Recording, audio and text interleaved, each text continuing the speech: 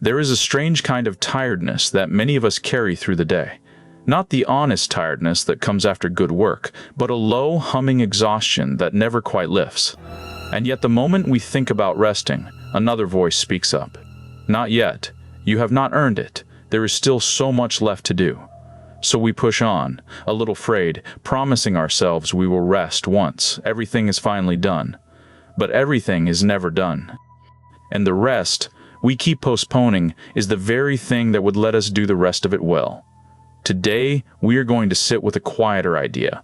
That rest is not the opposite of a good life, but a part of it. 7 calm truths about giving yourself permission to rest. Stay with me. Let us be honest about what rest really is and what it is not. Rest is not laziness. Laziness is avoiding what matters. Rest is tending to the one who has to do what matters. Rest is not a reward you earn at the end of a long enough day. It is closer to something you are simply allowed, because you are a living person and not a machine. Much of the guilt we feel around resting is not even ours. It was handed to us by a busy world that measures a person by how much they produce. After each truth, I will offer a small practice you can try. You do not have to earn your rest, you only have to allow it. The first calm truth is that rest is part of the work, not the enemy of it. We tend to imagine work and rest as opponents, each hour of rest an hour stolen from what we could have done. But that is not how a living mind actually works. Your best ideas rarely arrive while you are grinding away. They come in the shower, on a walk, in the quiet, just before sleep. The muscle you train grows not during the lifting, but during the rest that follows it. Rest is not the reward for good work. It is one of the ingredients of it. So when you rest, you are not stepping away from your best work. You are quietly making it possible. Try this now.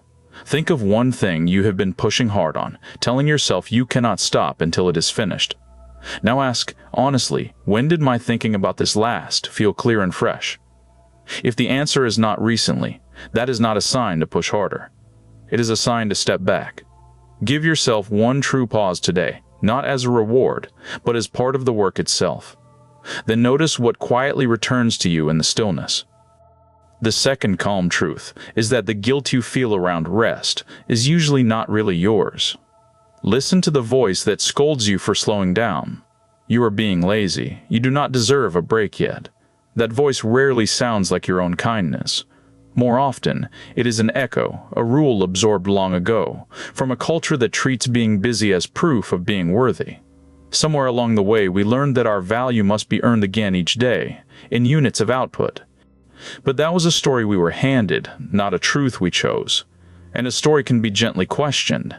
You are allowed to ask, whose voice is this really, and do I still want to obey it? Here is your practice. The next time guilt rises as you try to rest, pause and name where it came from. Ask, gently, whose voice is telling me I have not earned this?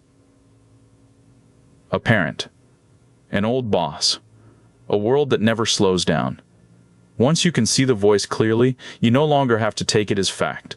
Say quietly to yourself, this rule was handed to me, and I am allowed to set it down. Then rest anyway. The third calm truth is that you are a living thing, and living things move in rhythms. We imagine we should run at one steady speed every day, like a machine that never tires. But nothing alive works that way. The tide comes in and then draws back out. The seasons turn from growth into rest and around again. Your energy was never meant to be a flat, unbroken line. It rises and falls in waves, and the falling is not a flaw. It is the rhythm doing exactly what it is meant to do. When you fight your own need to slow down, you are fighting the same tide that moves the living world. Rest is simply the exhale after the breath in. You cannot only breathe in. So try this.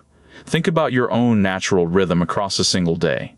When do you feel most alert? And when does your energy quietly dip? Instead of fighting that dip with more coffee and more pressure, try meeting it with a small, honest pause. 10 minutes of doing nothing. A short walk. A slow breath by the window. You are not a machine that runs at one speed. Work with your rhythm, not against it, and notice how much smoother the day can feel.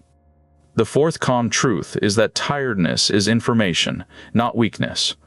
When exhaustion arrives, our instinct is often to be annoyed with ourselves, to push through it with willpower. But your tiredness is not the enemy. It is a messenger.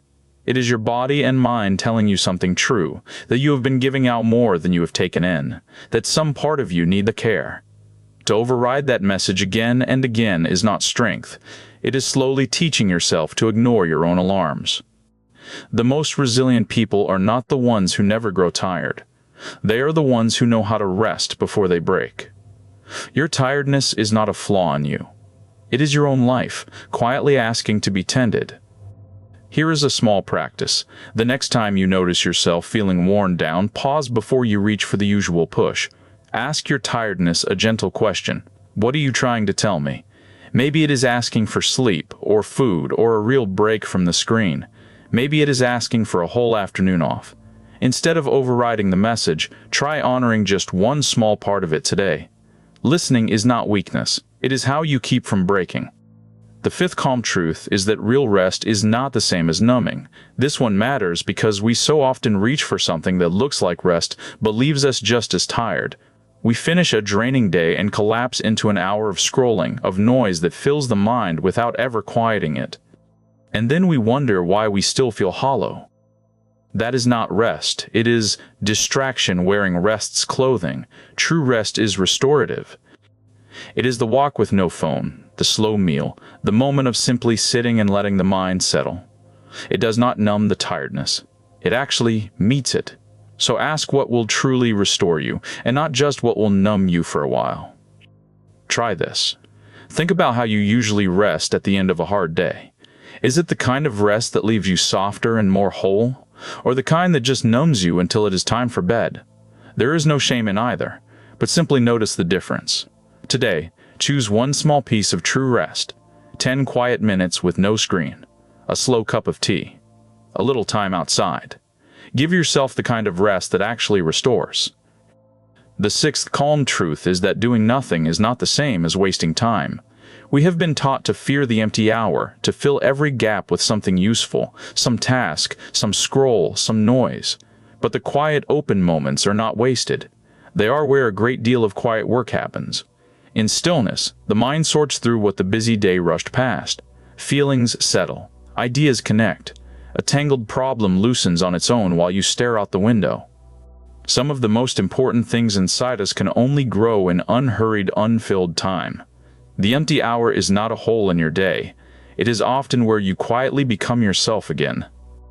So try this. Find one small pocket of empty time today and, for once, do not fill it. No phone, no task, no background noise. Just sit, or lie down, or look out a window, and let your mind wander wherever it wants to go. It may feel uncomfortable at first, even a little wasteful. Stay with it anyway. You are not doing nothing. You are giving your mind the open space it has quietly been asking for. The seventh calm truth is the one to carry when all the others slip your mind. You do not have to earn your rest. We move through life believing that rest is something we must deserve, allowed only once the whole long list is finally done. But a person is not a machine that is worth something only while it produces. Your worth does not rise and fall with your output. Rest is not a wage paid out for a hard enough day. It is part of being a living person, as basic as breathing, as ordinary as sleep. You do not have to earn the right to be gentle with yourself. It was always yours. For your last practice, bring to mind a day when you rested and felt guilty for it, as if you had to justify the pause. Now, quietly, offer yourself a different sentence. I am allowed to rest simply because I am a person, not because I finished enough. Say it slowly and notice any resistance that rises. That resistance is the old rule speaking. Let it speak, and rest anyway. This is a permission you are always allowed to give yourself. So there they are, 7 calm truths to carry with you. Rest is part of the work, not the enemy of it. The guilt you feel around it is usually borrowed, not yours. You are a living thing, and living things move in rhythms. Tiredness is information, not weakness. Real rest is not the same as numbing. And above all, you do not have to earn your rest.